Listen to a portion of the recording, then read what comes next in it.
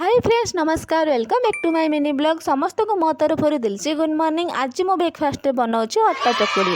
अटा चकुली मत जमा भी भल लगे कि यहाँ मो बापा डिमांड बनाऊँ कहीं मो बापा मत बहुत दिन आगुरी कहते कि झील अटा चकुटी बनाओ खाइबा हेले मो ही कथा को केयरलेस भली नौली कहीं ये कहीं कहार निजर नुहति भाई मोबाइल ही एका निजर मोबाइल भल तो मु भल कि आज से मत बहुत रिक्वेस्ट कर कहले से रिक्वेस्ट को रेस्पेक्ट देके आज मु बनाऊँ अटा चकुली।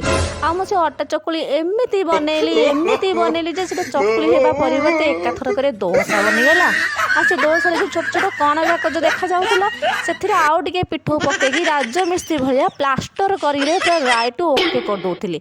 भाई एते बुद्धि आइडिया मो मुंड को आसूची कौटू जदि एतिकी बुद्धि आइडिया मो कॉलेज लाइफ आसता ना एत बेल को मुझे गोटे बड़ ऑफिस रे काम करथांती।